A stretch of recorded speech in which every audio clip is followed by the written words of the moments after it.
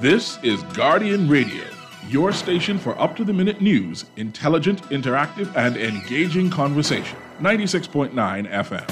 The views and opinions of the hosts and guests are their own and do not necessarily reflect the position of the management and staff of Guardian Network. The aftermath of every social revolution brings about change. Cultural norms and landmarks shift as our minds and hearts expand beyond the familiar. To everything, there is a season and a time to every purpose in the land of the living. This is our time to renew, revive, and restore the hope lost to the busyness of life. This is our time to dig again and rebuild from the storms of our past on a solid footing that holds. Welcome to The Foundation. The Foundation.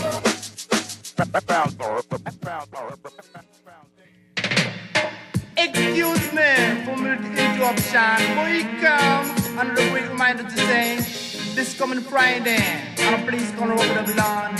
You went to see man number one town round town. And this for Friday evening. Bim! The people them tired of working. Lord, them hear the disco playing. Bim! It make them feel like dancing. Ain't no summer set. Brita will be greater with the disco operator. 5-double-18 and a 6-tweeter. And this the digital sweeter. Still on the filter up with the echo chamber. Watch your man, play the play. I them on tear off the game. Them want to step it with them can't sit down and play. Oh Lord, play 45, let's keep them alive. Play this comic, they want to jump and play. Oh, I'ma play LP. Say them really love me. They want to jump and spring. But this a dance and a free. And it's a Friday evening.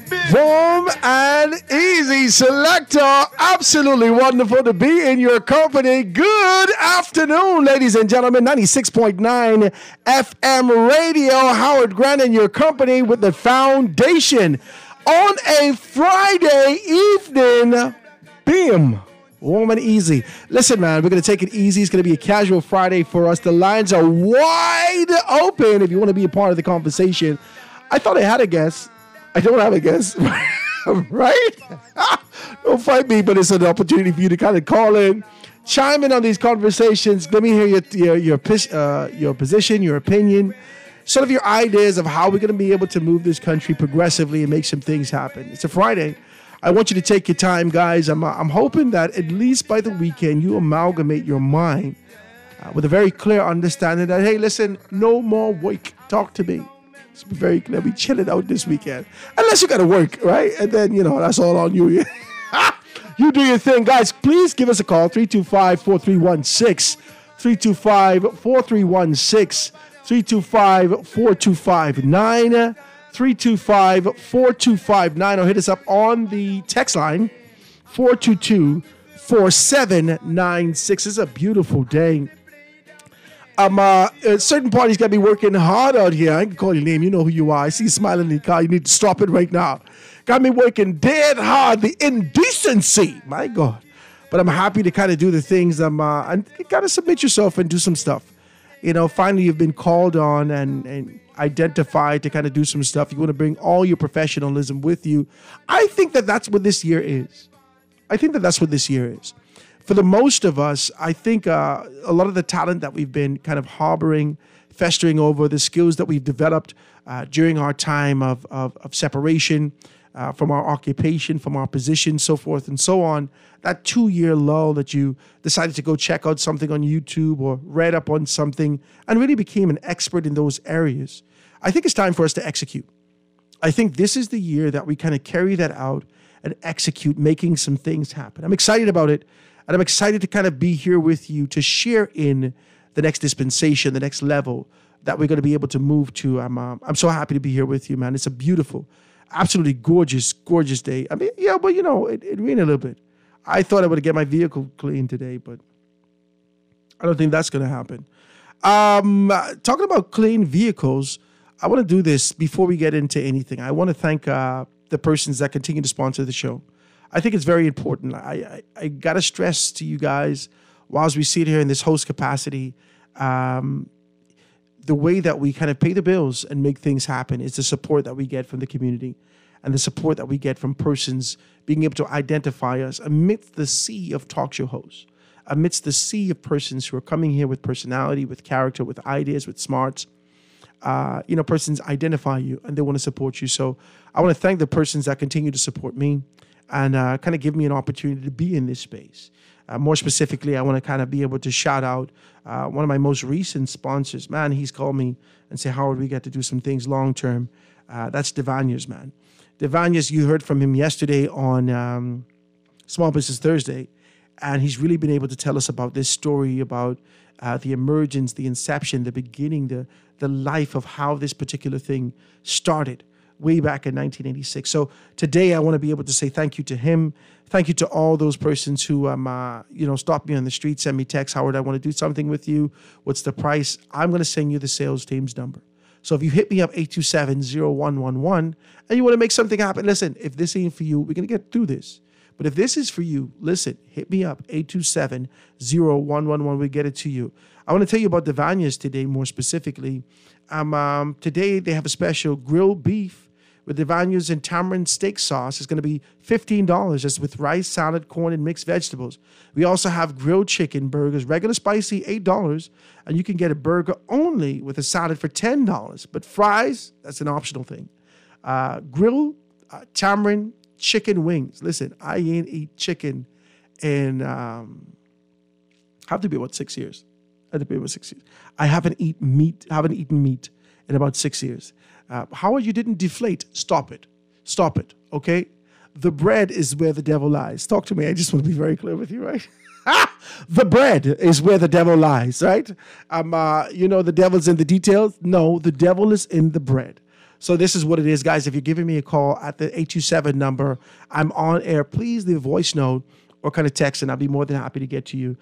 So let's do that. So Devania has your burgers only with salad, $10, but fries is optional, and grilled tamarind chicken wings with salad, that's $10, with a salad and fries, that's going to be $12. That's Devanias. You can give them a call at 817-4468. That's 817-4468. Tomorrow, they'll be having a little tasting, right? He asked me to come down tomorrow, so I'll see if I can definitely be able to make that. Saturdays, these kids get your days occupied and kind of doing some stuff. I just want to, sidebar. Let's do a little sidebar. For God's sake, whether you be GGYA, whether you be, what's my daughter doing? The little snorkeling thing. Oh, Jesus. Oh, Lord. She does something with the greenery. She goes into the Musgrove on Saturday morning. She want me to wake up at 7:30, 8 o'clock to get her. Come on. For God's sake, Daddy got to have a day. For God's sake, all of you organizations and auxiliaries attached to the government who has these children attached to your stuff, listen, man, find yourself a bus. Amen. I live far. And I never thought I would be saying that. I never thought I would be telling you how far I live in Nassau. But to be waking up 7 o'clock in the morning to go through traffic on a Saturday morning, it's crazy. So I just want to be able to say that, encourage you. And maybe someone's out there who will kind of sponsor them to kind of get some stuff done. My son now, yesterday we went on the playground, my youngest, 4-year-old. We went on the playground, he grabbed the bat and do the bat and ball. The guy says, oh my God, I can't believe your son can hit so good. I think you should send him out to Freedom Farm. What? Now I got to go all the way out east. That's not important. All the way out east. But I don't want to be a selfish daddy. I won't be able to participate. But my God, I wake up 6 o'clock every morning. Think Daddy can't sleep in late? Talk to me. We want them to participate. I don't want years later they look back and say, you have been a terrible father. You've not done anything for us. You never participated. Oh, my God. So we do the best we possibly can with what we have, right? Today's a Friday evening, guys. Let's lay back and really have a good conversation. But it's hard to do that. When we look at the newspapers, make sure you pick up your dailies and check that out. In the paper today, we're doing all that we can. In the Guardian newspaper, you can be able to see that. Make sure you pick up your Guardian at wherever you get your Guardian from, all these news outlets, all the places that they can be able to have it. We have the Guardian available for you, up to the minute notification, information on what's happening nationally and definitely internationally with all the stuff that you need to know to be able to kind of chime in those conversations in your barbershop. Don't be out there just drifting. All right, you want to talk about the NFL, the this, the that, and all these particular things. And whilst that's exciting, you need to know about some stuff that's happening locally. All right, so pick up your Guardian newspaper and see exactly what's what. Today's Friday, January 26, 2023. I want you to check some stuff out, right? So it says, we're doing all that we can, PM defends government's approach to fighting illegal immigration, right? And then he goes further and says, PM orders Bahamians to leave Haiti. Leave Haiti. Is that the only time we get a declaration for separation? Talk to me. I've seen over the past, I want to say, year and a half, the last time we've seen some persons move from Haiti during the turmoil the former administration was in, and I think Jeff was the ambassador. Jeffrey was I think his last name Williams. Jeffrey Williams was the ambassador during that particular time, and he had to kind of scurry to make sure everyone was taken care of. I think one person was kind of left behind. If I stand to be corrected, and they eventually got that particular person out there, and everything was okay, right? But there's always these declarations for Bahamians who are trying to to do the administration, the work of the government, to kind of move quickly out of Haiti. But I don't see the declaration the other way. What needs to happen locally for, the Haitian government to kind of say all Haitians quickly move out of the Bahamas? Talk to me. What needs to happen locally for this? It doesn't have to be turmoil all the time, but what needs to happen for the Haitian administration and the government to take on a position to kind of wave the flag and say, all Haitian, please get out of the Bahamas quickly. I can't remember them making this kind of a declaration when there was a significant turmoil happening in Dominica, their neighbor country, right there, tight against them. You remember that? They were having so much issues. We've been seeing some stuff online that I dare not even mention in this traditional media space. And whilst we saw that, I still don't think that there was this sort of declaration. Now, if you had any sense, I think it's time to go. But there wasn't an official declaration to say, get out of there, right? Is there ever going to be? With a significant uproar and Bahamians having conversations about the disdain that we have in the separation for the influx of illegal migrants, irregular migrants, whatever you want to call it.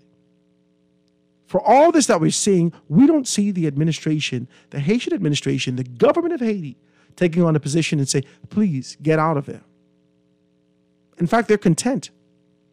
They're content with the fact that we do our best to remain humane as possible, to take care of you, to accommodate you, to feed you, to birth your children, to make sure that they're taken care of, to provide them with medicine, to give you some sense of housing, some sense of shelter. You got this protection, this kind of an idea that you could sleep easy in the night, that no one's going to kind of raid you. And even if there's a possible raid, hypothetically, allegedly, you know about the raid before it happens. Talk to me. You're mad comfortable in the country. Mad comfortable. And no one doing anything about it. And we're out here just watching it and watching our country. The first thing in The Guardian, we're doing all that we can. The PM defends government's approach to fighting illegal migration. That's the first thing. And then the second thing, the Prime Minister orders Bahamians to leave Haiti. Prime Minister Philip Davis has ordered an immediate involuntary departure from Haiti for all diplomatic personnel as soon as security conditions permit. According to the statement from the Ministry of Foreign Affairs, the security situation in Haiti has become less stable over the past 3 days. Therefore, steps are being taken out of an abundance of caution. This is bananas. And is it just me, or the inception of 2023, we've seen a significant influx of illegal migration into this country? Is it just me? Is it just something comfortable? And you know what? I don't want to say eerie, but I'm always, I got my antennas up. I'm always cautious in the approach of a transitional season. I'm always cautious in the approach of a new year. So anytime that the old year is done away with and we're moving into a new year, I always try to figure out, okay, something's going to happen in January. And that particular thing would sort of, gear us into some of the anchor things that we could expect to see this year. That's just me. That's just me. Don't fight me. That's me. Okay? You tell me if it's you. If it ain't you, then we talk about something different. But for me, every time there is a transition from one year to another, I look at the first week, 2 weeks in January, and I say, what is the prevailing thing that happens here? Locally, it has been crime. The first 2 weeks of the year, we've seen significant bloodshed. There was a couple that was murdered in their beds while they were sleeping. We saw people pass away. Simultaneously, we saw a significant influx in immigration. If you remember January 2010, we would have seen there was an earthquake in Haiti during that particular time. I thought that was crazy. You remember this? There was an earthquake in Haiti in January, I think it was 2010. It had to have been January 10th or 11th, 2010. And so I always mark the 2 weeks of the year to try to identify what's being pronounced for the time ahead. And for me, progressively, we're in the 27th day of January, 27 days down for the year. And in the 27th day, almost non-stop for the past 3 weeks, we've been seeing week after week, almost day after day, some immigration issue come to the forefront. We've had conversations with Loftus Roker. We've had conversations with Luby Georges, and you've relentlessly given us information about your take, your position on what we should do as it relates to illegal immigration. And it just would not stop. There's no yielding. There's no giving back. There's no taking back. There's no easing up. And we're here again. This is wild. This is absolutely wild. Let's talk about it, guys. I want you guys to please give me a call. 325-4316, 325-4316, 325-4259, or hit me up on the text 422-4796. There's been some speculation on social media about the Prime Minister's press secretariat's position. There's been some things. People call me. I don't know what you call me for. I don't work for the government. Let's be very clear. Right? I don't know what you call me for. I just don't work for the government. So in the National Guardian today, you can be able to see Watson now ZNS consultant. My God.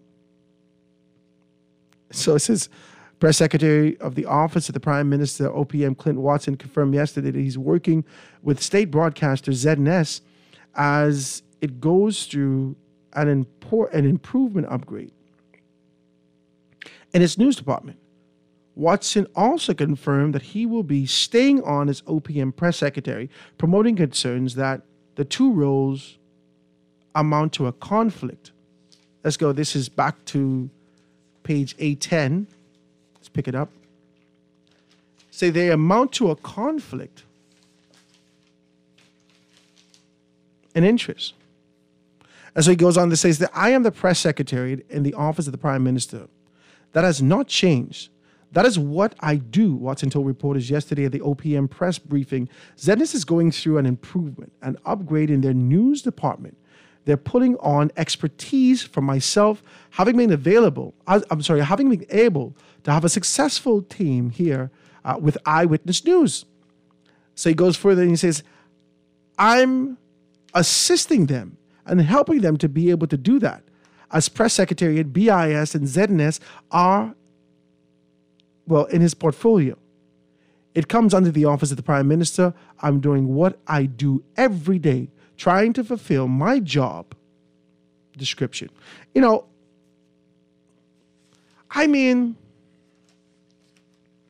think Clint is an avid professional. Everyone has their style.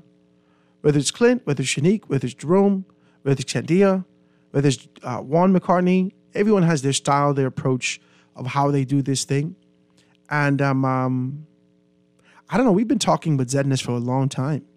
We've been talking about overhauling ZNS and being able to create a public broadcast space for a sense of transparency, opportunity, and being able to speak clearly to the people. But it's still kind of, in the clutches of the government of the day, whatever administration is in. You all know the story.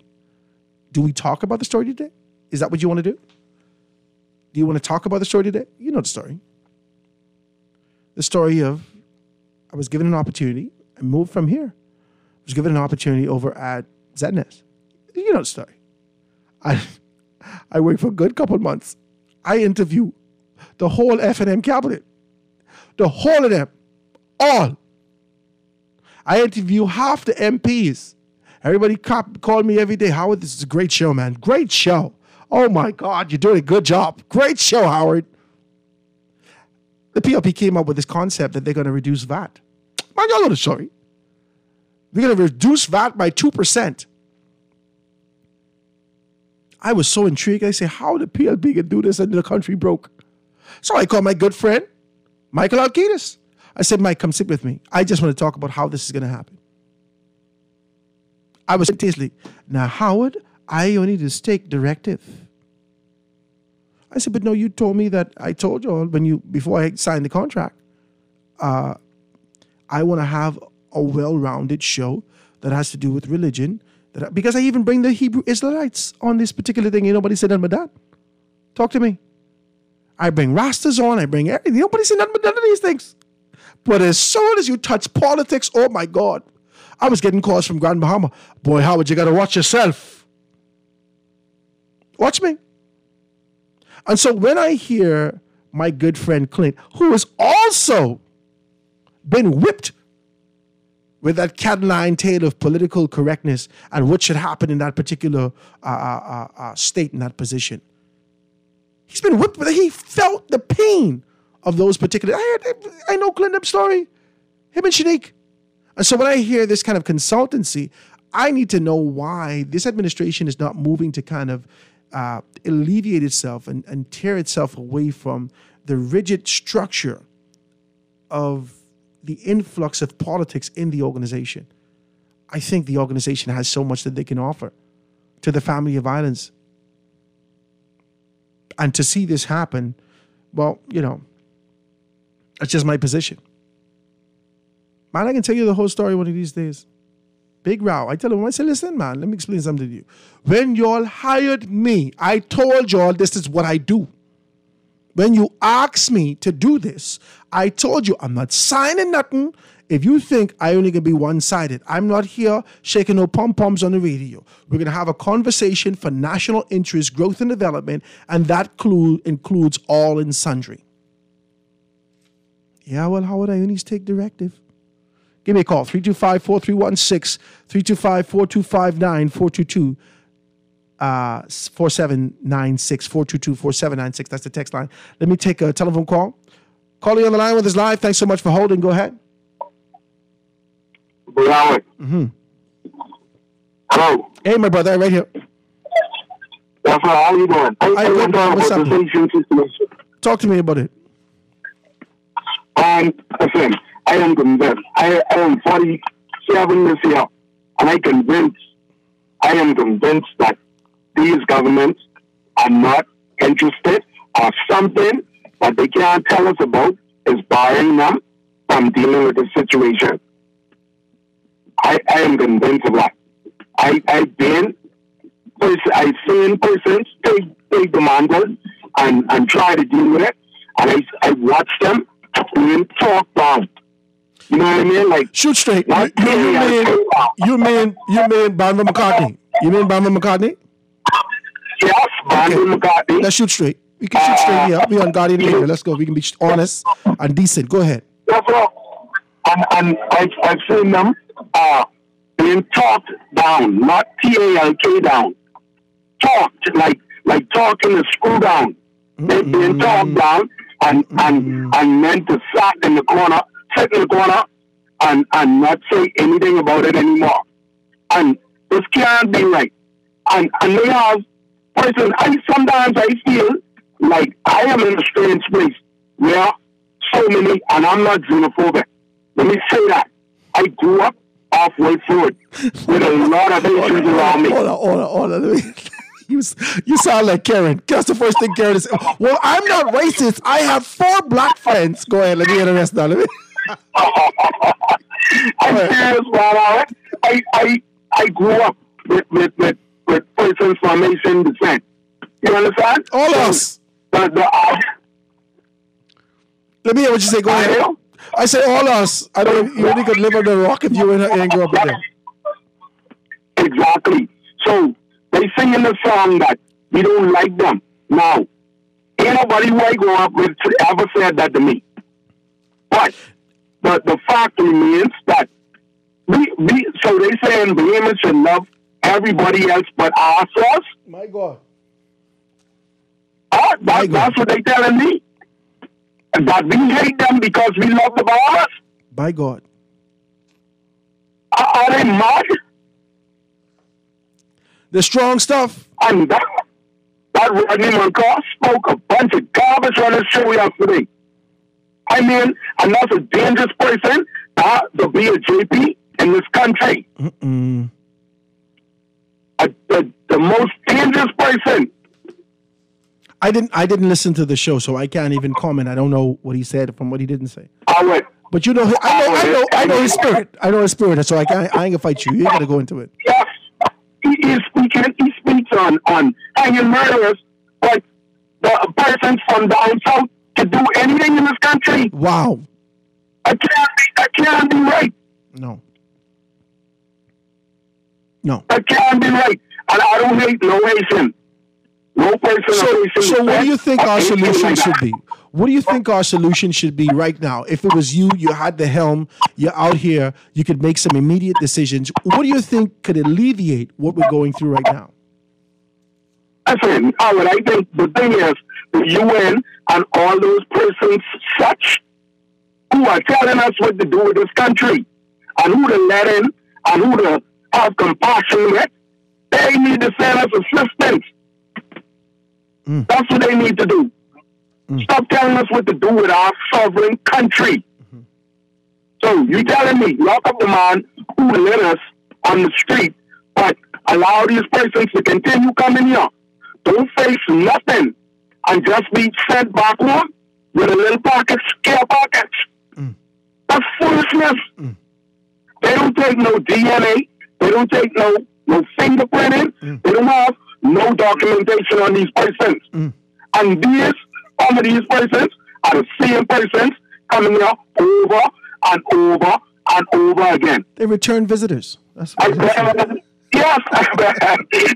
my bottom dollar that most of them in here and been in the system before. Yeah. That's why they could say they could be right back.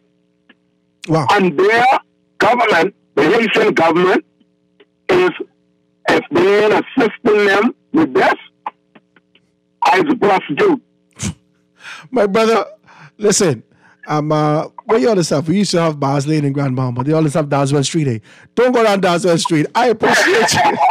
I appreciate your telephone call, my brother. Thank you so very kindly. Guys, please be a part of the conversation today. The numbers to dial 325-4316, 325-4316, 325-4259, 325-4259, or hit us up on the text 422-4796. It's a casual Friday, having good conversation here on 96.9 FM radio with Howard Grant right here on The Foundation. Guys, enjoy your day. I really just got to chime in. I see telephone calls. I see a text. I got my little story. The last caller said that he said he ain't never seen no separation and they never see these particular things. I had one young Haitian girl that liked me. I didn't know. We was too young. I didn't know she was Haitian. I don't know the difference between Haitian.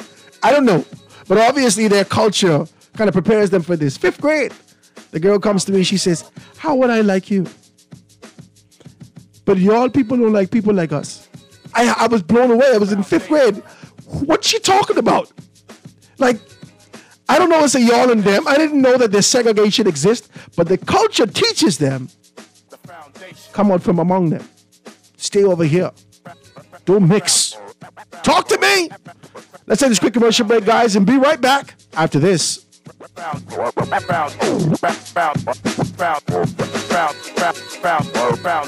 Foundation with Howard Grant. We'll be back right after this. The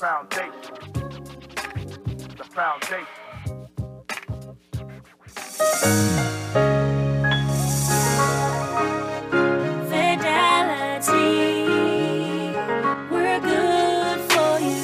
Whether your business is in-store, on the go, or both, let Fidelity work with you to maximize your customers' payment options with a fixed or mobile terminal so that you never miss a sale.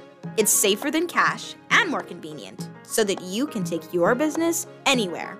For details, contact a business development officer today at 356-7764 in Nassau or 352-6676 in Freeport, or visit our website at fidelitygroup.com.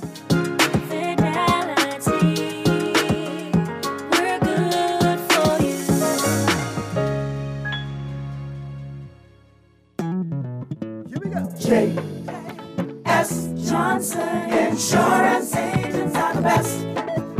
Reliable service, we've been on the scene, protected since 1919. J.S. Johnson Insurance has the test. You'll always cover me. J.S. Johnson Insurance, peace of mind. This is Guardian Radio, 96.9 FM. Fresh news, smart talk, all day.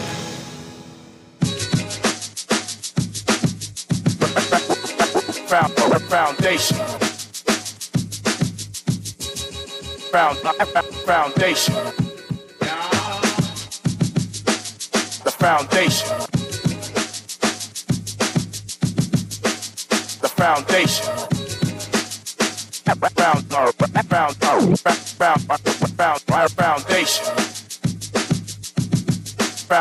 Foundation. And we are back, ladies and gentlemen, 96.9 FM radio, The Foundation with Howard Grant. So good to be in your company today. It's a beautiful Friday, little overcast, but that snuggly weather. Amen. Talk to me. I don't know if you get snuggly. You get snuggly sometimes. It's a big fella. Talk to me. My wife's slim. She's small. She likes to snuggle. Talk to me. We got 4 children. And the other day, she wake up. I said, baby, you all right? She said, I don't know. Praise God. We may have, I don't know. Let me don't put it in the atmosphere. But we out here to be fruitful, multiply, subdue, and have dominion. So don't fight me. Don't ask me in 2023, Howard, why you having all these children? Because we can dead one day. And when you look at my fat red children, you'll say, my God, I can see Howard Grant. Use Howard Charlie. Yes, you will know I was here. And then they have fat red offsprings. Then we know, my God, use Howard Grant Charlie. I came here to Nassau in 2012, right after the election. I just ran for the DNA, right? My good cousin cut my behind in Central Grand Bahama. And I walk on the dock to go get some fish. I'm enamored. I'm taken away by the culture that exists in Nassau. I really was. I still am, I must tell you. The Family Islands, I don't know about others, but us in Grand Bahama and 8 Mile Rock, we didn't participate the way that I see the participation in Nassau, right? Whilst pockets of this and that exist, we didn't have this kind of coming together for something. We didn't have this space that you can go to get fish. My granddaddy used to fish. We would go down to the Friendship Shopping Center and kind of pick up some conch here and do that. Or we had the kind of community where if somebody went fishing, they drop off some fish to my granddaddy, if my granddaddy killed a hog, or whatever the case may be. So I'm enamored by the culture here. And so I walk in on the dock. I'm looking, I'm here under the bridge, right? I'm walking on the dock, I'm looking, I'm just taking everything. I said, wow, I can't believe that this existed in Nassau. And I don't know about this place. I said, look, all the boats here just lined up to go to the farm. I said, this is absolutely amazing. I start talking to them. You know what? I'm talkative, right? And I just get in the business quickly, right? So I just start talking to people. This guy come and walk in with a cane. He said, Jesus Christ, look at you, boy, right? Old guy. He has sort of a hump in his back. He has a cane, and he's walking something straight out of one of the little kids' movies, right? He's just like walking. I I said, what the hell is going on there, right? And he said, boy, you look like Morgan Elliott, right? I say, Morgan? I look like who? You say, you're the Grant. I said, yes, sir, I'm a Grant. He said, I could see your grand-uncle all over you. I said, Morgan, I never met this man. He died before I was born. I never met him. Never met him. My grandmother always speaks about him. My cousin, who I always tell you about, Elliot, is actually named after him, right? So I never met him. And it just blew my mind to know the culture that exists in this particular space, right? It blew my mind to know that this is what exists in this country. And a lot of persons are kind of wrapped up in this idea for crime, for this, for that. We need to get back to that. We need to get back to the community that exists. We need to be able to engage, educate, and kind of inform the family islands that the same spirit for growth exists here. We just got to push back against this crime. You got to push back against this illegal immigration and really focus on family again. So that's one of the things I want to talk about today and kind of put there. But you know the lines are wide open. Whatever you want to talk about, we can do that. 325-4316, 325-4316, 325-4259, 422-4796. I'm just going to put that out there because sometimes we tend to forget, man. We tend to forget. And I'm afraid that we're going to lose that. I went back to 8 Maroc a few years after I left. Maybe about, I want to tell you, 5-7 years after I left, went back to 8 Maroc, 5 years. And I'm walking on the road. Now, you know, we out islanders, so, you know, the children all over the road. And 8 Maroc High School, royal blue and white, walking down the streets. And I'm looking at the faces, and I promise you, I do not know these faces. I do not know them. The community has been infiltrated significantly with foreign faces. And I'm not talking about, I can see one or two of them in their face that your mother and I went to school together. Or your mother is this person. I can see that. But for the stark majority of those particular kids, as I'm walking down 8 Maroc, they're looking at me as a stranger. I'm looking at them like, who the hell are these people? Because there's nothing familiar in that. And I'm afraid that this is what we're getting. We're talking immigration today. Let me take this telephone call. Call you on the line with us live. Go ahead. Hey, Howard. Hey, what's up, my brother? What's up, brother? Everything good? What's happening? All is well. You need to stop speeding in that truck on the road and see when people blow into you, you know. You can cause the police to book me. And I ain't even in my truck. You can cause the police book. I ain't in my truck. I can slow down. Howard, engage me for a second. Go ahead. I need to say something, and I need to rumple some feathers. But it's only the truth. People, especially who've been elected, who the people elect you to serve them, and who the people elect you to stand up for them. It's a problem going on in this country called New Providence. And I can say this as a PLP supporter. Okay, let's be clear. Yes, sir. Let that be a preamble. I is a PLP. Yes, a supporter. Yeah, and my government in Yes. Listen. Too many of our constituency office in this country is closed. All right? We are the government, Howard. We are the government. We get the first say, the middle say, and the last say. Howard, do you realize, you know how much people has called me every day? I ain't no MP. I wasn't elected. I'm a big supporter. I might have helped us achieve the government. But now pressure coming down on me. Because these people are asking me, they say... You and Leslie Miller. You, Leslie Miller, and Dave. How is it, Howard, that you have a constituency, right, what you want? You have an office, right? That office is there to liaison back with the member of parliament. Okay, let me give you an example. Okay, say, for instance, the House is in session, and something happens in an area. Do you realize members of parliament who ain't got your office open, once you have someone in there, they can liaison with you while you're in the House? They're getting paid to keep the office open. They're getting paid to keep every single member of parliament is getting paid from the government's purse to keep the office and this ain't no politics. I don't care who get married with me today. That's their business. FNM and PLP. And if there was an independent there, the independent would get paid to keep the office open. Keep your office open. Howard, this simple.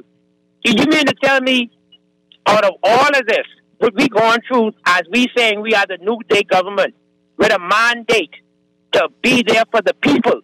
And the last thing I want to say, hats off to my MP, Dr. Michael Darwin. We did a walkabout on Saturday. Why can't some of y'all find time on Saturdays to go back in the area to these people? Some of y'all. Only a few, Wait, how much time you do a walkabout with your good, decent MP? Talk to me. Let's be very clear. How much time? How much time?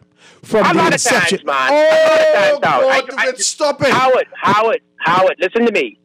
I haven't walked as much as I used to back in my days of it. But I be there. No, I'm talking, and since he has became officially in his capacity as cabinet minister and member of parliament, how many times have you walked post? The same twice. But they're doing it on a regular basis. And the thing about Howard, Tall Pines constituency office is open 5 days a week. 5 days a week. I told my member of parliament, let's keep that office open. You should have tell him something like this. Now, look here. We got to go walk almost every other weekend because these people still got... They're going back out again this weekend, Howard. They're going back out again this weekend. Still got Leslie Miller face as a shrine in their house. If you want to get back, you better make sure... Oh, talk to me, man. Yeah, but Howard, Dr. Darwin is doing a good job, okay? But I'm talking about members of parliament who do... And some of these people are cabinet ministers. Howard, you pass in these areas, you see the big lock on the door. Why? Explain to me why any one of your members of parliament who have your office closed, male or female. You know why? Because the PLP has the overwhelming majority of the support of the people. And everyone assumes, all the members assume that people believe that I'm busy. I can't do this right now. I'm busy. Okay. I'm busy. But Howard, if you're busy, okay, if you're busy with the government business or the ministry business, I understand that. Why can't you have the office open that you can have a constituent who maybe walk with you or someone in that area who's supporting you to be in that office? There's no excuse, Howard. Nobody could come to me and call my phone or tell me in my face why their office is open. None. Well, they get allowance every month. Mm-hmm. And Howard, listen to me. I gone to council. I went to different people. And you know what? Listen to me. Okay, y'all want to listen to me with the voice notes? I can put it on the radio. Open up your office.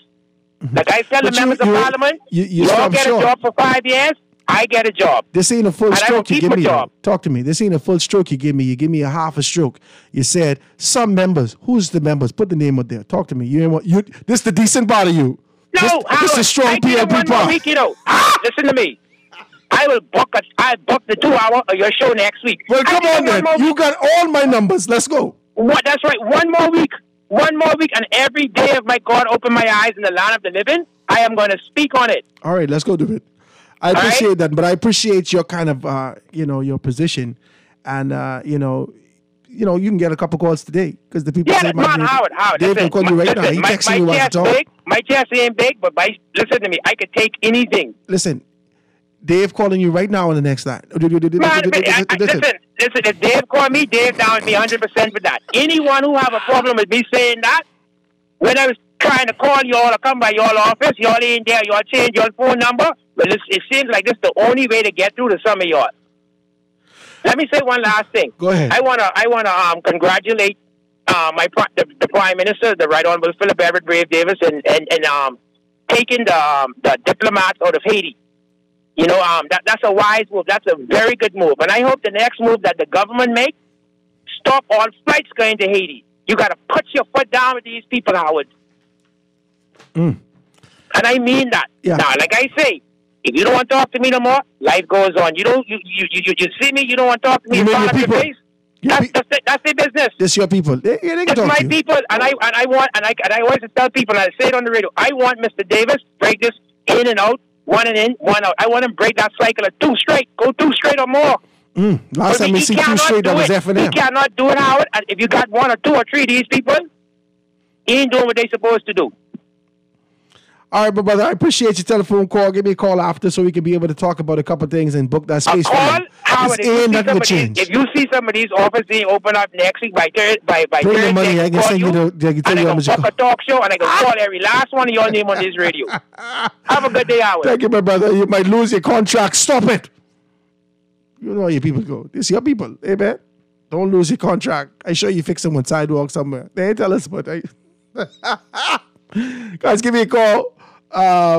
325-4316, 325-4316, 325-4259, or hit me up 422-4796. That's 422-4796. Having good conversations today. The lines are wide open for the conversations that you want to have. I know it's 5 minutes before we can get out of here. Let me see if I can read a few of these texts. Howard, I'd like to send a congratulations to Prime Minister Davis and our Attorney General, because here we are on the 27th of January 2023, and they just realized that they needed to do something about the Shantytown injunction.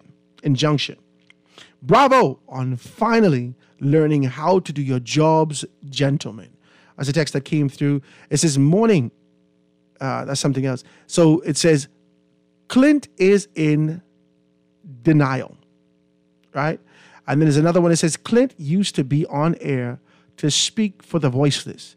Then he got his 30 pieces of silver and away he went. So you call Clint Judas? You need to stop it. I don't think Clint is Judas. Clint is in this country. Watch me. Let me be decent about this. We got a few minutes before we come out of here. I have decided that my allegiance can no longer be to political organizations. I've decided that. Howard, how did you come to this decision? They cut my behind into submission.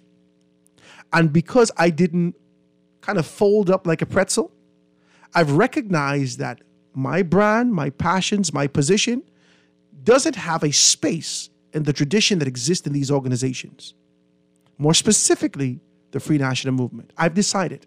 I've committed my service, my talents, my skills, my passion, myself to the Free National Movement. And every step of the way, whether that was trying to build character or whatever it was, hindsight being 2020, I kind of went over this in my head. And I've decided that I must be a nationalist and remain middle of the road of having a conversation for true growth and development in the country. I've decided that. I have sought out, especially after ZNES, I have sought out an opportunity, an avenue to ensure, especially a media space, that allows me a conversation to really be able to speak with a great sense of transparency, right?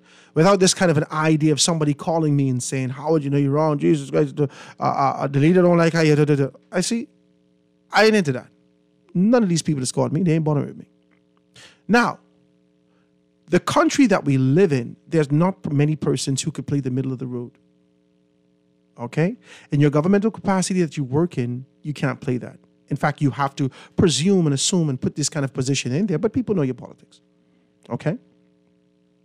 Clint Watson has made his decision. I respect the decision. And I believe that Clint Watson is good for the PLP. He's good for this administration. Him and both Latrine. In their particular professional capacities, I believe that they're very good for this administration. We've seen the language, the approach, the ideas of what's coming out of the office of the Prime Minister, and we anticipate more. I'm not going to I cannot throw Clint out with the bathwater. And what is the bathwater? The brackish that exists here is the tradition of those political organizations. And it's going to be very hard to wash himself of that. I've seen this with my good friend Michael Alkitis also. His passion, his zeal, his desire to do those things sometimes gets folded into the quote-unquote need, the dough, as you need the dough, your passions and whatnot. As the party's machinery continues to move forward, you get lost in the sauce. It's just what it is. These are organizations that existed before many of us. And you have to toe the line. Clint has to pay his part. We understand one thing in this country. If you want to change something, you can't do it from the sidelines. So all you could come busted about all these things that I call the man of the devil, you cannot see the transformation, the reformation, rejuvenation, the renewal, the revival. You can't see these things from the sideline. All you doing is busting your gum.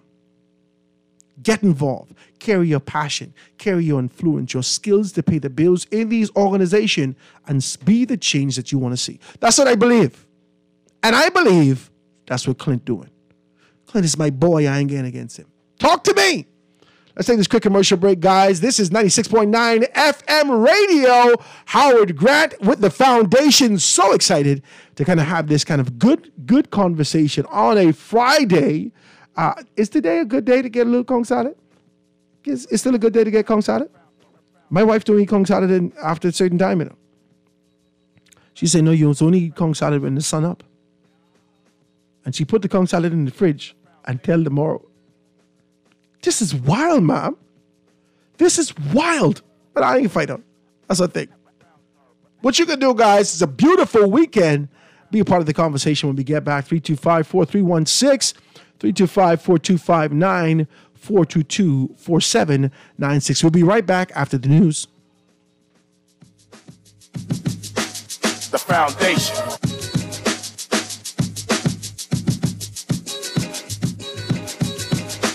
The foundation. The foundation. The foundation.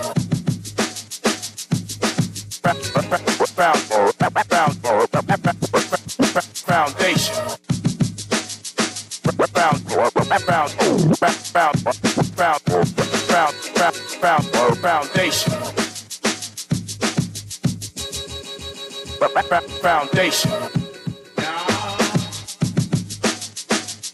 The Foundation with Howard Grant. We'll be back right after this. The foundation. The foundation. The foundation. At Popeyes, get the chicken sandwich you love, but make it blackened. Marinated in Popeyes blackened seasoning, that is. Our new juicy filet is fried to perfection without the breading, served on a toasted brioche bun. Try it today as a combo or a la carte. Don't forget to choose your level of spice today at any one of our 3 locations. Love that chicken from Popeyes. Tired of banks forcing you to use technology they want you to? Your convenience is important. So no matter what your banking needs, Commonwealth Bank's friendly staff are always available in branch for that personal one-on-one service. But when you choose technology, our online and mobile banking app offers you state-of-the-art quality. The choice is yours. Commonwealth Bank. Bank the way you want. This is Guardian Radio 99 FM, Nassau, Bahamas.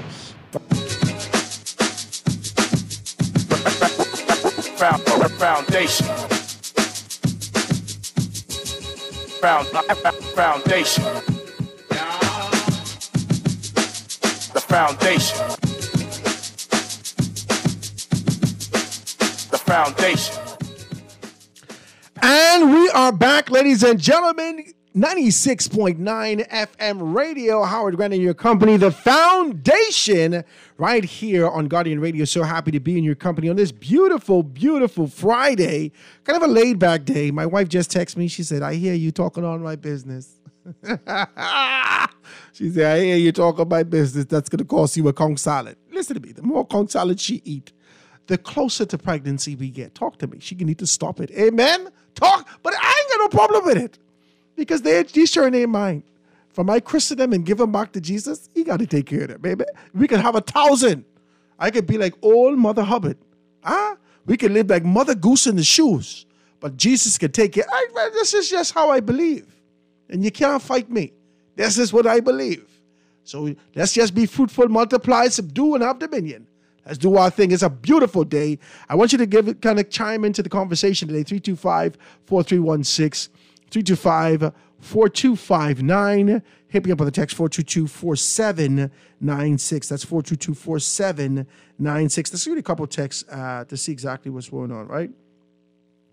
So, yeah, this is the last text that we read. It says, Clint used to be on air speaking for the voiceless. Then he got his 30 pieces of silver. You cannot put Clint and Judas in the same situation. My God.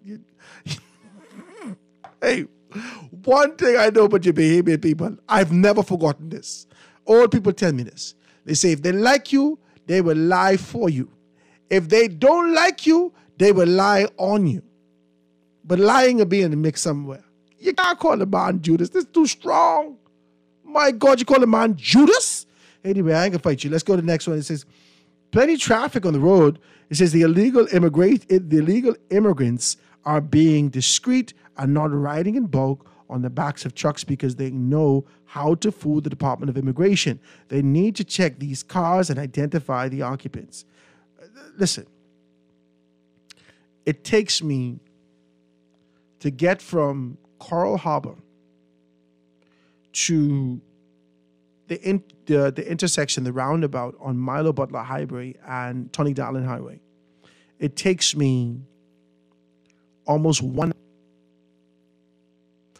We always know there's either an accident or when there is a roadblock. Now, one thing that I disagree with in my mind, for the ease of doing business on the road, I ain't talking about no people, for the ease of traffic flow and the opportunity for people to get where they're going without being crossed in the morning, there needs to be an element that incorporates technology. You keep running from it, but when the government says that they spend $17 million on drones, for many of us who don't understand that, we think, oh my God, we're getting dead fancy, Jesus. And it's unnecessary. You keep running from this kind of an idea of what technology. See, you have to be very strategic in these areas. So saying that you spend $32 million on technology to be able to do whatever you're doing in the road traffic department and you're still not seeing efficiency doesn't mean anything to me. The millions and millions of dollars that you would have spent in NIB, and when I go in NIB, there's still not efficiency. People still have to copy and paste. They still have to be able to calculate outside of the system. They still have to do these particular things. It doesn't mean anything to me. If you're still going to take this traditional approach, and the government of the Bahamas is still spending so much money on ledger books and all these particular things, it doesn't mean you're not serious about it. And only in my assessment can I understand why you're not serious about it. Because as soon as you incorporate technology, a great deal of you would not have a job. You won't. Because your inefficient approach, lack of customer service, and your sheer demeanor when you come to the people job, you're not even happy to be there. You'll be some of the first ones out the door. And so you continue to fight back against these things and dive deeper into tradition, whilst the world runs ahead, leaps and bounds. And we still check, hold on. Let's see if we could incorporate this little piece right here. Well, you know, somebody got to get paid from that. Let's see if we could put somebody on the board who's familiar with these things. Hold on. That's what you do. And so when you start to talk about roadblocks, and the only thing I could see, I anticipate frustration. And that's the community's frustration. Why? There's illegal migrants or those who are moving towards getting themselves legal or regular in our country still have to walk around with these particular things. Why? Why aren't we looking into biometrics? Why aren't we looking into things that we can identify? It's not money. Let's be very clear. The very first Wendy's that I had to walk up and drive through globally was on Kamaica Road. Did you know that? They identify the demographics that exist in this space. They strategically set it up. And they see, how does the rhythm work? They checked it out. They use you as a case study in this country. The United States of America does the exact same thing. When we heard stories back when they were capturing that exist in this particular space and didn't dump it, their responsibility was to dump it. They never dumped it. All we are in this country, this small country of mass consumers, that's what we are. Can you believe that? 200, 300,000 of us spending billions of dollars. We are massive consumers in this country. And the world will identify us as a template to see if it works in other spaces. And none of us catch on to this. You keep diving deeper into tradition, and the world is using you as a template. None of us. And so when you talk about more roadblocks, I got to buy a helicopter. Because I don't want to be in no traffic. I ain't into that. So let's talk about solutions that work. Solutions that really work for who we are as the people. You can keep me in traffic for an hour and a half just for the officer to say, go, all right, you street. Let's talk about that. Let me take a telephone call. Call you on the line with us live. With Grant Cialan Johnson. What's up, Cialan? Yeah, I hope you can engage me. Take a couple of points. First, on the lying thing, the statement is something taught to me almost years ago. Says, if they like you, they lie for you. Mm-hmm. If they don't like you, they will lie on you. Mm-hmm. When questioned about it, they will lie to you, essentially making us liars. All the way around. Yes. My God.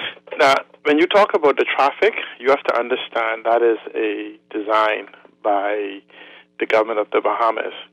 In spite of our so-called carbon economy we're trying to invoke, we are a carbon taxation regime that the government depends on for its revenue. If they did not depend on it, we would have a unified busing system, that like a metro system now, not these bus drivers haphazardly.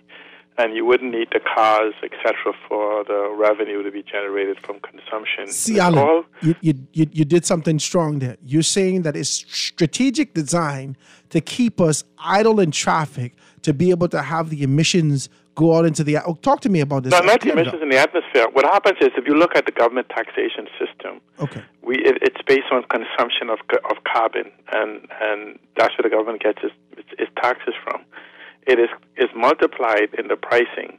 If you look at the government revenue, from road traffic to gasoline to even food products and transportation and stuff, it's a carbon-based system, a carbon taxation system. The problem is that the world is now moved what is called the knowledge economy. Just recently, a lot of people have talked about the knowledge economy for decades now, but essentially they were in the information age, and few people use the knowledge economy. Let me define that for you. Information, when properly comprehended, is knowledge. Knowledge, when properly executed, is wisdom. So we are now in the knowledge age because we are reaching an inflection point of data and technology, of humans and technology.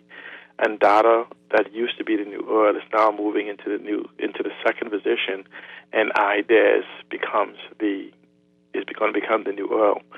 This is why you see the dozens of the major technology companies are having issues concerning deciding, because they too was caught asleep. COVID became an accelerator of the knowledge economy and technology as we know it. We are in the first convergence revolution, second digital revolution, third technology revolution, fourth industrial revolution, fifth technological revolution. In fact, it's called globalization 4.0. The problem is that a lot of people, even the major companies in the world, is not prepared for it. But the Bahamas, because of the size of a small dinghy boat, is well prepared to shift in it. In fact, we're the only place in the world that you could get constitutional data privacy, constitutional data sovereignty, and constitutional data protection for which the world is seeking to control and manage data. But that's the conversation for when you begin to talk about the economic models, because we talk about 12 different digital models in the Bahamas. But no one today does talk about the 25-plus legislation, policies, and procedures that has to be invoked, changed, modified, or created for even a single digital economy to exist, including the knowledge economies and those referenced in the Blueprint for Change. And if it's not done by this June of this year, we could begin to look to the next administration to have it done. And the reason for that is going to take about 3 years for the infrastructure of a digital ecosystem to take effect, to have an impact on the economy. And so if it isn't done by July 1st in the new budget, so you could begin to see the growth strategies in the new budget, we could basically begin to have a conversation of what's now, what's new, and what's next, and begin to look to the new administration, most likely headed by Michael Pintard, to begin to effect a change. So we have to begin to use those 3 years. And I invite intellectual challenges to this. We have to begin to use the 3 years to begin to agitate and enforce policy positions out of him. Pause.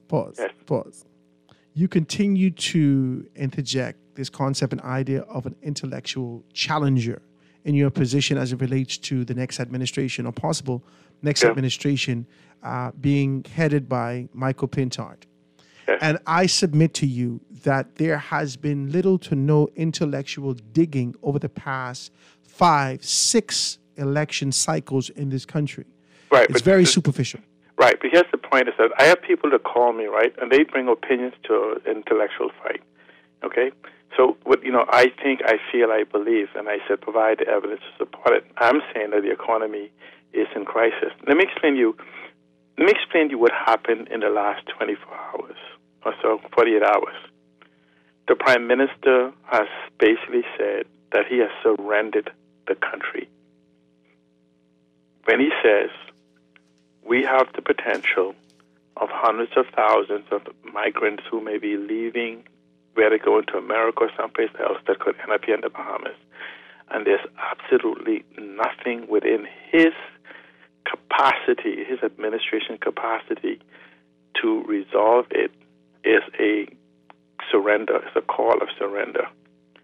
The problem is the very tools that his administration has promised us from a digital perspective is the very tools that we need to fix this problem we have in the country. But you made a very important point. It isn't about jobs. Remember, the 40,000 individuals that work for civil service or government agencies, whether it be permanent P&P, temporary contract or otherwise, from the government civil service as well as these government corporations, etc., auxiliary, don't make the decisions the 5-year celebrity does concerning the adoption of technology, etc. And so the beauty is that technology will eliminate about 50% of the jobs in the Bahamas. Right off the top. Technology don't need to eliminate 50% of the jobs. It only need to eliminate another 20%, because COVID has already eliminated 30% of those jobs. We just don't seem to realize it yet. You have individuals that is underemployed and unemployed. You have the poverty line in the Bahamas, and I want, again, intellectual challenge to this. If the new benchmark for the poverty line is $6,500 per person in a house, go to the average house that's what, 3.5 or 3 whatever amount of people, times it by $6,500, and tell me that's the take-home income in those homes. That would put almost 70% of the individuals working for government under the poverty line. Talk to me. Okay? And so what we have is without that sort of mathematical deduction, people understand one thing. Jesus, God, I'm working every day and still got to beg for money, borrow money. The working poor.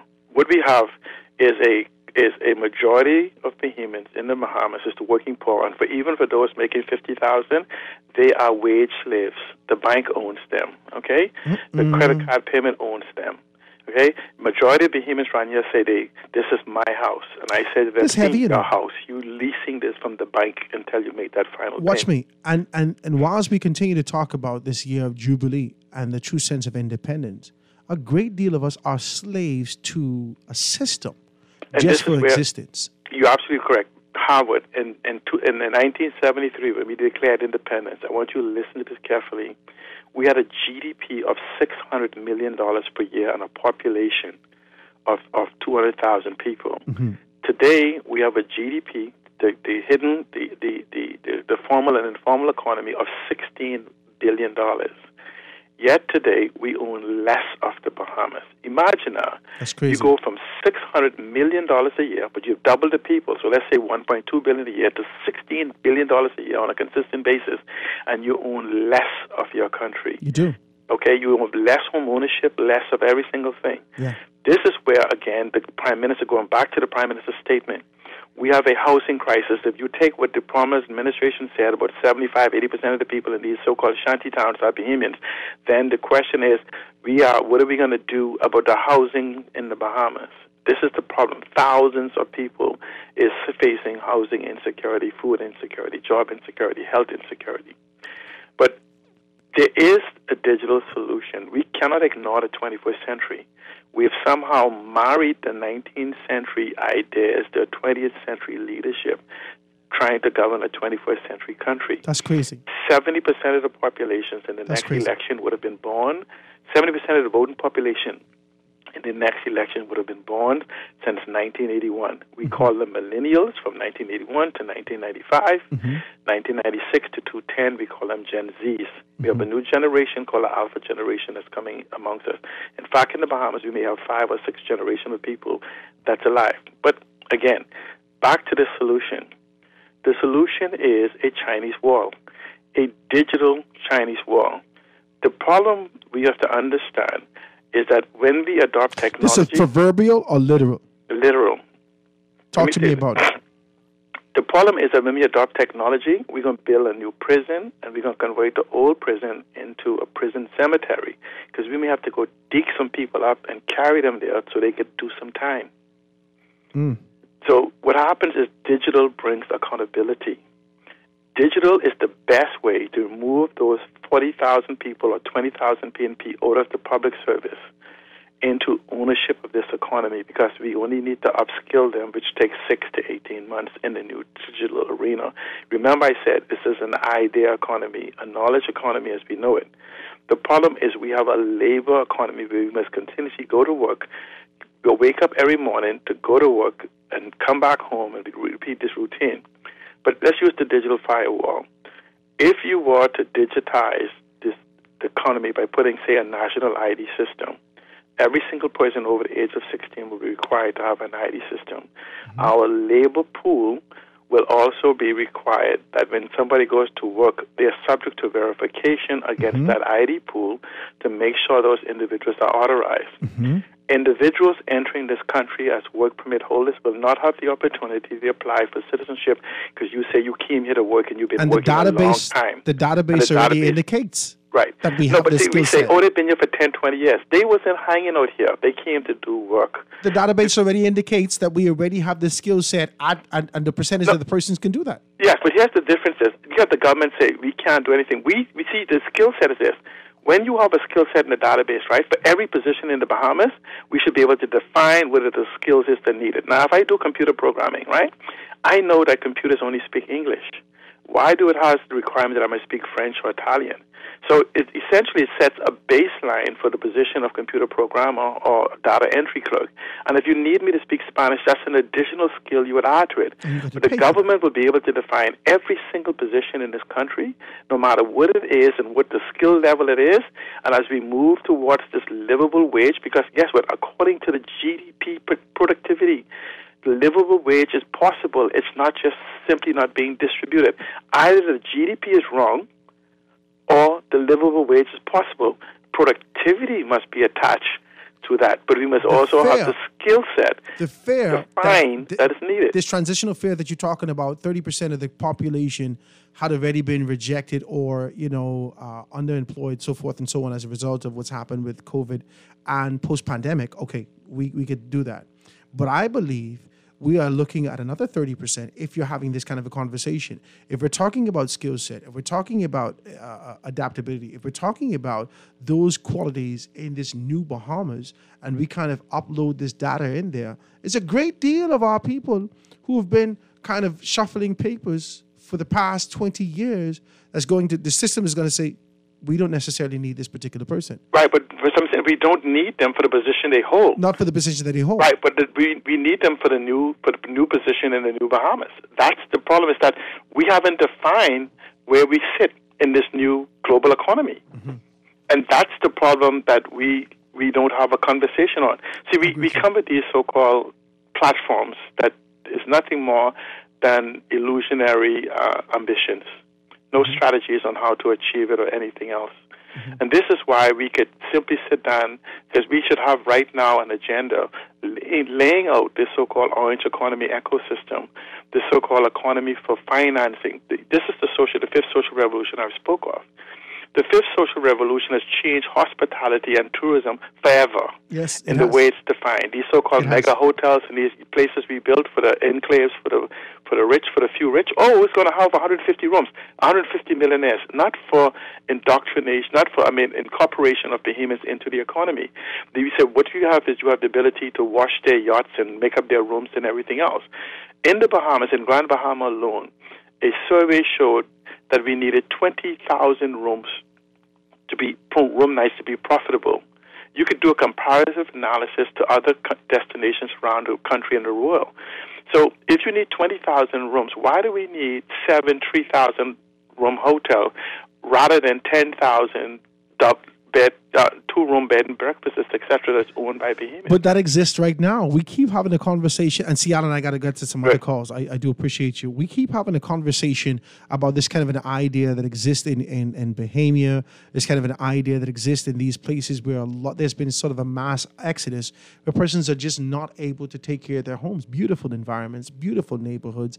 There just needs to be innovation, creativity, and this kind of a passion, this idea to take a leap. Just take a chance.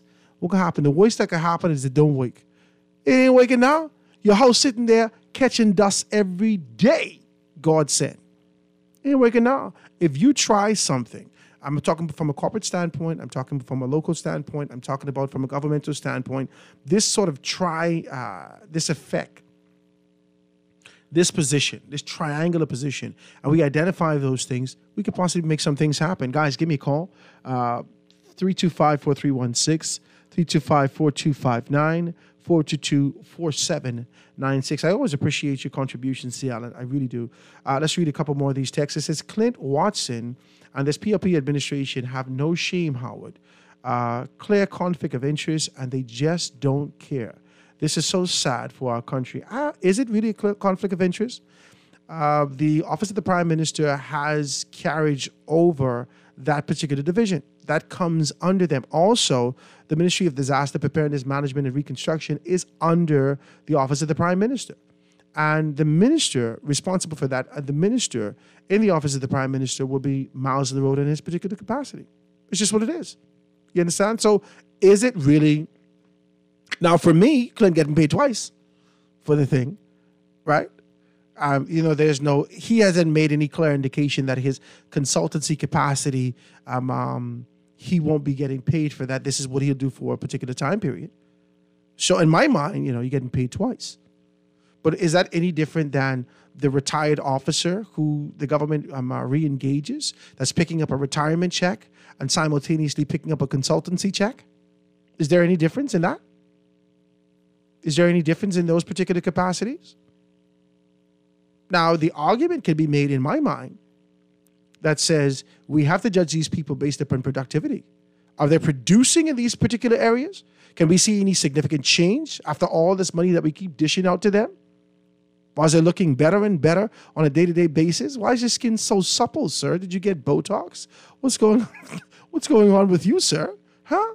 Why so milky? I mean, what are you doing? What's going on here? Well, I'm just living good and giving God praise, sir. Talk to me. And this is off the backs of the Bahamian people. And so the question I have is that how do we measure these things? Because that's how you measure Howard.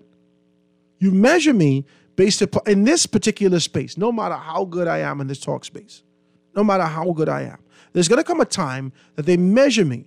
They're not going to measure me by engagement. They measure me by how much money I make. How do you bring in money for the show? If not, all you do is gum bust. So now I have to figure out a strategy and a tactic to ensure that I can engage people that seeks to buy into the show. But there's no measurement, no avenue like that for the government. There's none. There's none. The measurement is, don't worry about him, that's my boy. There's none. In any government division, the persons that have been re-engaged, there's always the exception in the rule. The rule is familiarity. The rule is proximity. Has given you another opportunity. The exception is this guy's very good at what he does. That's 1 in a million. That's Aaliyah. That's only 1 in a million. So let's be very clear about this. Let's see if we can read another text before we get out of here. So it says, here's what really happened with Watson. It has been determined by the Prime Minister that he sucks at his role and has fallen out of favor, go over to ZNES and fix them. Because we only got 4 good years. But so what does that say about the general manager that exists in that space? Talk to me. So you're saying that he sucks in his role here.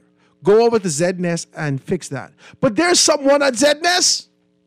So what does that say about the person at ZNest? What are you saying in this particular space? Let's take a telephone call. Calling on the line with us live. Go ahead. Yes, good afternoon, Mr. Grant. Hey, my brother, what's up?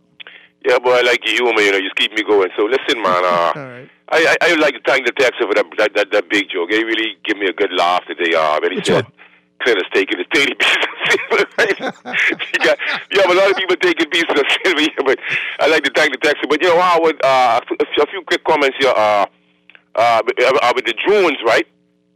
I think I read some time ago where they were not compatible with the Doppler radar system we have here, right? Mm-hmm. So they didn't get a refund on the 17 million. Oh, God. They didn't get a refund on the 17 million, Howard. Or carry it back and get it upgraded. I don't know. Yeah, but anyhow, but what's going on here in the country? But anyhow, I didn't even forget what I really called for, but I'll save that to them because I want you to investigate it. But the thing is, I'm sorry I even called before C. Allen because I had spoken to him a couple of days about this biodigital convergence. And so what he was saying frightens me because of the lack of digital clairvoyancy by the digital experts, and I'm very ignorant in this paradigm. So what I'm saying is, with the dawn of the biodigital convergence, connecting biology with technology, right? You got they have computer controlled robots, etc., mRNA vaccines. All of these things are mentioned. They even connecting your eye with all your phone and TV now. So there'll be saying, doing, reading, buying, selling, whatever, right? So yeah. So and the fact that what he mentioned is quite scary. So it's like we way behind the 8 ball on all of these paradigms. Everything. Yeah. And so with the illegal migrant issue, right? C. Allen was mentioned as biometrics implementation, right? Because otherwise we'd a laughing stock. I would agree with you as far as the Prime Minister, what C. Allen said as far as the Prime Minister, as if he's throwing up his hands. You know what I mean? This is really inglorious, Mr. Grant. This is inglorious. I agree with you. And so what happens is now, I heard you talking about the justice of the peace. I didn't get what the narrative was all about. But there's no justice and there's no peace. And too much of these, I just taking 30 pieces of silver, man. Has to be. But and then it's something circulating on WhatsApp. But it's wonder why the media. See, the thing is, with technology can be used for good and evil. But in the dawn of censorship, it's hard for people to say it's not a conflict of interest with Mr. Watson. But then when we saw the other day with the boat landing in Andros, and somebody subsequently circulated a picture of a work permit that they said allegedly found on a migrant, right? And then you see all of these other voice notes. But then the thing is, what I really wanted you to check on to authenticate is there was some reports of a child from a grade 1 student from Gerald Gash being kidnapped. I don't know how authentic that is, but if so, I was trying to find out why the authorities haven't alerted people and why this hasn't become an issue. I wouldn't see why people would circulate this if it's not true, but it's scary. I mean, what's going on, Howard? I got to check it. Thank you so much, my brother. That's something that we don't ever like to kind of release. We haven't seen anything from Marco Alert. We know that all our phones are definitely attached and connected collectively, whether it be through a live or whether it be through BTC. There's an expectation of these things happen, especially after what has happened in Grand Bahama over the years, and sort of the emphasis that this administration and former administration has done in terms of preparation, and more specifically, what we've seen this Minister of National Security take in the person of Wayne Monroe. He's taken a significant approach and was down the throats of those persons from a technological standpoint to get this off the ground. So in the event that this is something that we can be able to authenticate, my phone should have already ring off that kind of funny ring, right? My phone should have already said these things, and everyone on the road, everyone in their MR, should be kind of looking out for this. That's the entire idea of the system that's created in this particular space.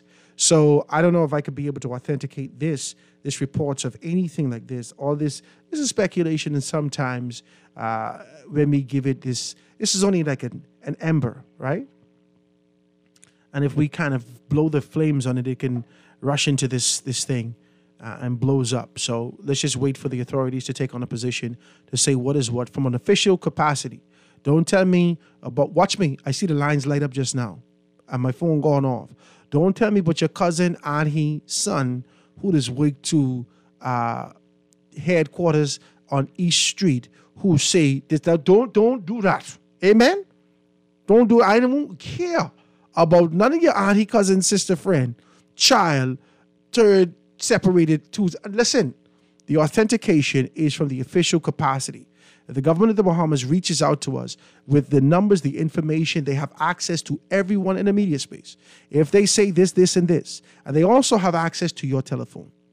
So if the information comes out, then we could be able to authenticate it. But I'm really hoping that that is just that. I'm sort of a hot wing. Let's see if we can read a couple more of these texts before we get out of here. So let me get this straight. The press secretary, who's the mouthpiece for the government, is now the consultant at the country's public-owned broadcast station, and he doesn't see a conflict? Is this Russia? That's a text that came through. Howard, great day, sir. Always a good show. Find it a bit funny that the good brother who have a contract at the House did a good walk about with his MP. Very interesting, right? He's talking about DeWitt, right? So he says, DeWitt sounds like an abused PLP. DeWitt is a good PLP. I'll leave him alone, right? DeWitt is my boy. Let's see if we can read it. So DeWitt won't do any show with you, Howard. He knows that contract for the morgue will be delayed and possibly canceled. His call was to distract from the immigration conversation. Tell Dave if he don't keep his word, don't call back. It's the information that, guys, listen, Dave, DeWitt, anyone, if you call on a constant basis, the people know you, so they can get in your business a little bit. Don't fight them. All right? So it says, it is correct. It amounts to double dipping because he, Clint, will be paid for both positions. It's a conflict, right? But none of us, do we say anything as it relates to what we're seeing, especially from a governmental standpoint? Do we yield and kind of throw up our hands when we see, a retired officer coming back? Is it an unspoken truth that exists in our society that we need more persons to fill these roles and areas, that we need law enforcement because we don't have it? Is that unspoken truth place us in this kind of position to say, well, we need them, let them get the tree check. That's all right. Don't worry about that. Let it happen because we need these fellas. We need them. Is that what's happening here? That's just a question I have. That's the next text that comes. She's Howard. I simple, so help me out. How could the UN tell us not to repatriate, but they have yet to send troops into Haiti? How is it that they haven't sent any troops to the sleepy island of Anagua? Something isn't adding up. Let's see if we can take a telephone call. Caller on the line with us live. Good afternoon. Go ahead. Good afternoon. Caller on the line with us live. Go ahead. 325-4316, 325-4316, 325-4259, 325-4259, 422-4796, 96.9 FM radio, Guardian Radio, the foundation with Howard Grant. I see the lines lit up again. We're going to take this quick commercial break and be right back after this. The foundation.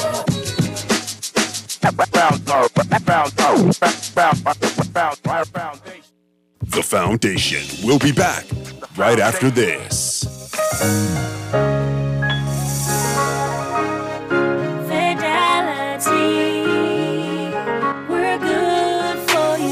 With so much going on in the world today, only accepting cash at your business can be risky. Let Fidelity offer you and your customers safety, convenience, and the flexibility of a fixed or mobile terminal.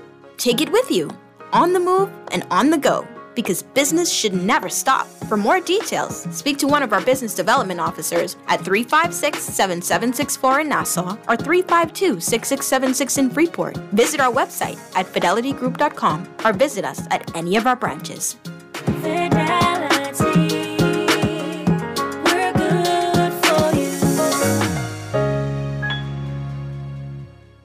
Guardian Radio and the Foundation are on the move. Bahamas, this one's for you. SBT, Small Business Thursdays. Every Thursday, the Foundation with Howard Grant will highlight small businesses throughout the country, far and wide. Your products, services, prices, and personality. We want to hear it all. Get your 30 or 60-second advertisement heard on air at a fraction of the cost. We here at the Foundation understand the times and don't want you to be left behind. With Guardian Radio, you reach your specific demographic, and it is unmatched. We reach thousands daily. Get your products off the shelf and your services in their hearts. Small Business Thursdays with The Foundation, only on Guardian Radio 96.9 FM. For more information, call 302-2300 or the Help Me Howard line at 827-0111. SBT. Small Business Thursdays. Get your business moving today.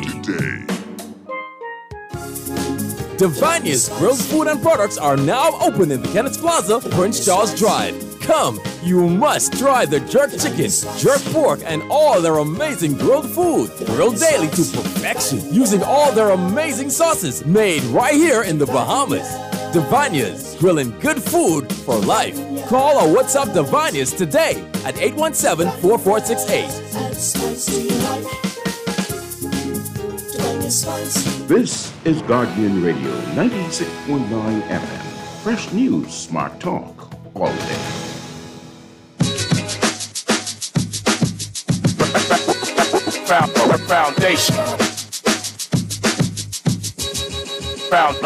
Foundation.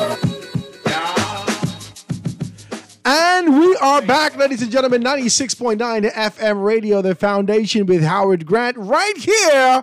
Kind of chopping it down, having a conversation. The lines are wide open if you want to be a part of that. 325-4316, 325-4259, or hit me up on the text 422-4796. I've seen this line been bleaking for a while. Let's see if we can take that telephone call. Calling on the line with us live. Go ahead. That's me, Howard. Hey, what's happening, my brother? Hey, that's Sparky. Hey, I was listening to you earlier on when you was talking about, I think it's 8 Mile Rock, when you said you went back and you didn't know nobody. No, I don't know the people face. Let me tell you. The young people, I don't know them. Oh, look, listen, because you know your time's short. You're so close enough. Go ahead. So give me a couple of them minutes that you can see on it. I mean, a half an hour you get, but anyway. My family moved from West Street Hill in 1956 into the Madera Street area and Centerville area.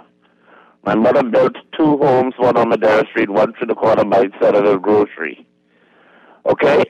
In 1958, my mother was a lady that started the Valley Boys, gave the Valley Boys their first sponsorship to start the Jungle Group, and God's good for them. I grew up in the Valley practically all my life till I was maybe 30-something and moved out. I was part of the Valley, and you know, Perry Christie said he was in the Valley he was in Centerville for 40 years non-stop in the House of Assembly. You know, if you're in the Valley that long, you gotta be PLP. Mm-hmm. You know what I mean? Mm-hmm. So I grew up in the Valley practically all my life until after I was married and moved out and all that kind of stuff. And like you said, a bona fide PLP, grew up in the Valley, never saw nothing did by no politician for the Valley, not even pave a road or nothing like that. Mm-hmm. And like you, when I go back to the Valley to hear some of the old guys, nobody's there anymore, you know, Howard. Mm-hmm. The whole of the area, what we call the Valley, has practically changed. All the people that I know grew up through Kenwood Street, East and West, and Padre Street, and all of those different streets in the Valley. From Monroe to Montrose to Madera Street to Rosetta Street, from Mackey Street all the way to the wall, Collins Wall. Practically everybody that I used to know going up there walking barefoot. When you walk through that, I might hear 1 or 2 people say, "Hey, Smacky." Mm-hmm. You know what I'm saying, Howard? Yeah. All the people go in the Valley, all down in the Valley now is Haitian and Jamaican. Mm-mm. I could guarantee you that. Haitian and Jamaican. On the corner of Wolf Road and Mont Royal Avenue, sometimes you see like on a Saturday and Sunday, Haitians come out there. I can't say they're illegal or whatever it is.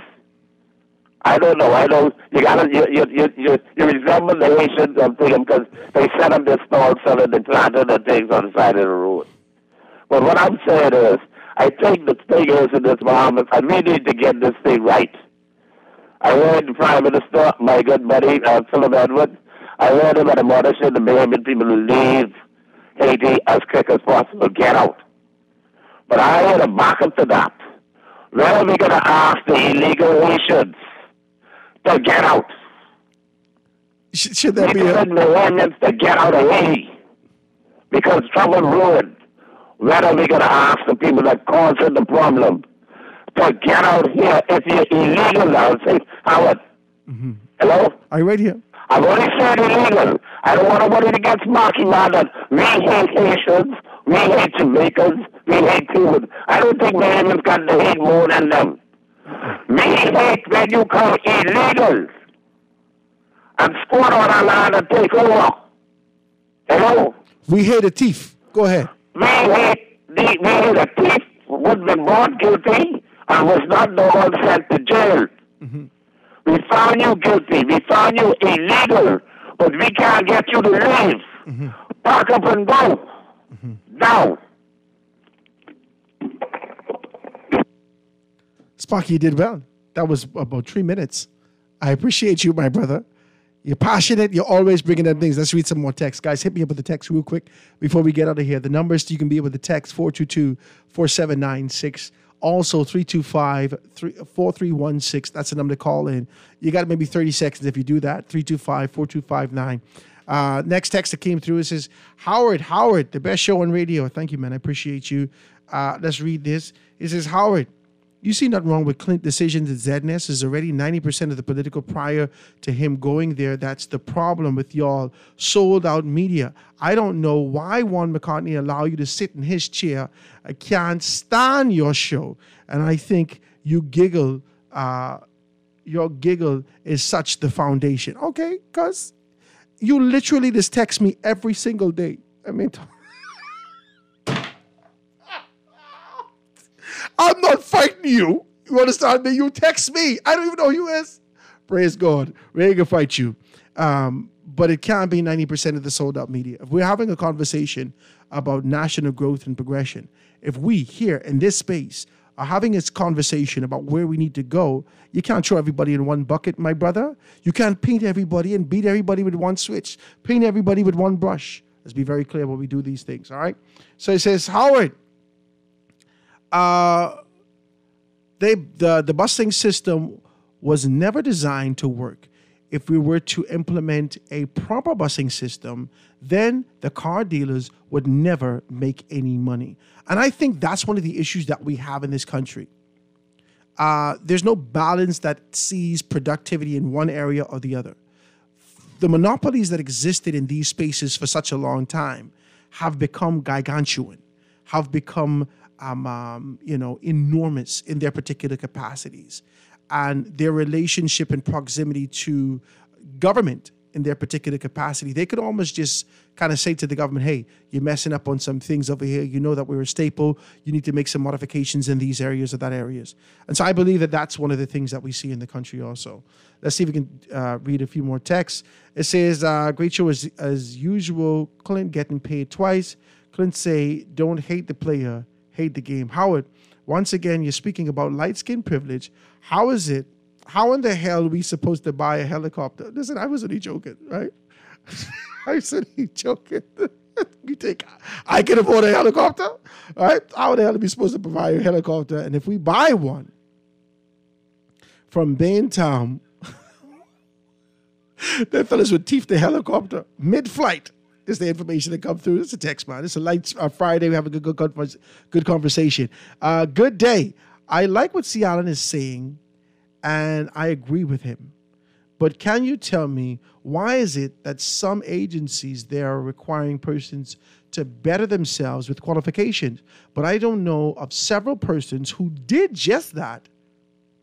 I know of several persons who did just that. Now they don't want to pay the persons for the qualifications they got and trying to find any and every excuse not to. This has been one of the prevailing facts that exists within government. And I think this is what lends to the depreciation of morale in these sectors. That's just what it is. No one wants to come to work. No one wants to be cheerful. You've dedicated your time to going off. You did everything you could do to be able to get your master's degree, your bachelor's degree, to get all these things and get yourself qualified. You speak a different language. Your expectation is to be identified and given an opportunity. But the government, for some reason, for the overwhelming majority of the independence that we kind of celebrate, or we're celebrating now, the government, not one administration or the other, doesn't identify or celebrate these particular things. What is celebrated through political administrations, right? Through political organizations that enter into government and become administrations. What is celebrated, for the most part, that we see is proximity. Talk to me. I see you close to this particular, well, you know I street it. Well, you know I street. Proximity is celebrated. But education, while it's acknowledged, is not strategically placed to find productivity. And that's the issue. Let's take 30 seconds of this call. Caller, you got 30 seconds to get out of here. Go ahead. Hey, Howard, good afternoon. Hey, what's up, I'm Jeff? calling late into the show. Yeah. Take less than 30 seconds. I want everyone under something my voice to recognize that this is illegal migration. I've done some research now. Listen, this is if you really look at it, it's transnational. There's some people on top, presumably, that's benefiting from this thing all the way to the top.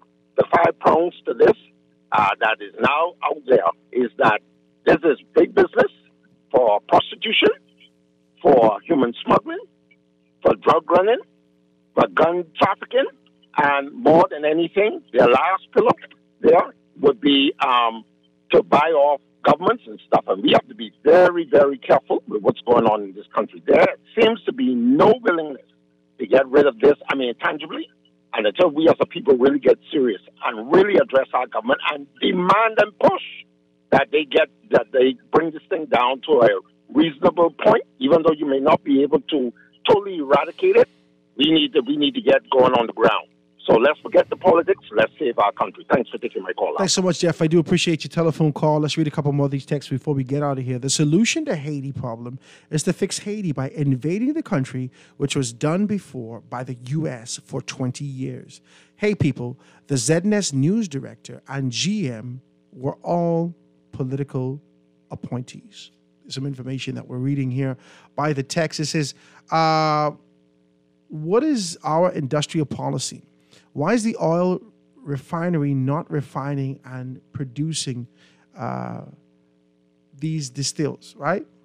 This is why does the central government have a veto on the projects in Freeport? And the conundrum in Freeport, did I pronounce that right? Is as a result of the central government. This is some information that persons are just asking some questions. The general manager is only a political appointee. If he was any good at his job, he would not keep getting shipped around every time the PLP loses. Ooh, that's heavy. Okay? I don't know that happened. Y'all might know better than me, but I don't know that happened. Okay? Let's see if we can read another one. This is the white paper of ideas was sent to the immigration department and the PM who refused to accept it in Rawson Square the other day. His concerned citizens were trying to help their country, but our voices mean nothing. We would rather participate in an ostrich game. Stick our head in the ground, in the sand, and hope it goes away. It needs to stop. That's a text that's coming through. It's correct. It amounts to double dipping. They're talking about Clint. All right? They say, tell Sparky if he needs something to say that hasn't been repeated on every radio show on Guardian Radio, as well as other stations, the same thing for the last 5 years. We would advocate that he be given time like C. Allen and others. In fact, we need to hear more from C. Allen and others like that.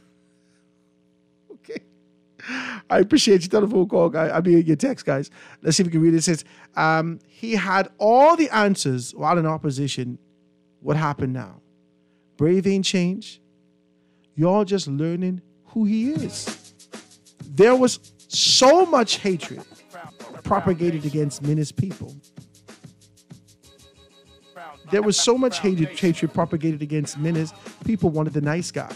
The PRP and the media oversold him. Ooh. Well, that's the show today, guys. Had a good time with you guys. Absolutely wonderful. Make sure you check out Devania's on Prince Charles. Go down there and check that out. I want to thank all the persons that continue to be able to support the show just once again. If you want to be a part of that, if you want to kind of get your stuff out here, 827-0111. This is Guardian Radio 96.9. Howard Grant and the Foundation. Guys, you're going to see you on Monday for another dynamic show. Stick and stay for Z Live with Shivago Lang after this. Have a beautiful weekend, guys, and take a sweet thing out to get a little conch salad. I'll see you guys on Monday, God Spare Life. Have a great weekend. The foundation.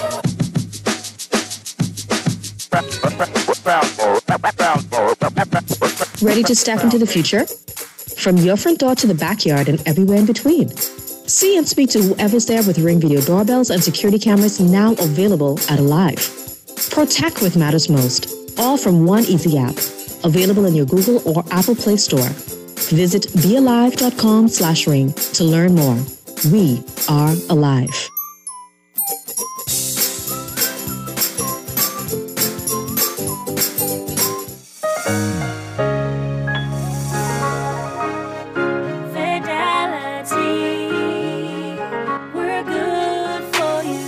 Whether your business is in-store, on the go, or both, let Fidelity work with you to maximize your customers' payment options with a fixed or mobile terminal so that you never miss a sale. It's safer than cash and more convenient so that you can take your business anywhere. For details, contact a business development officer today at 356-7764 in Nassau or 352-6676 in Freeport, or visit our website at fidelitygroup.com.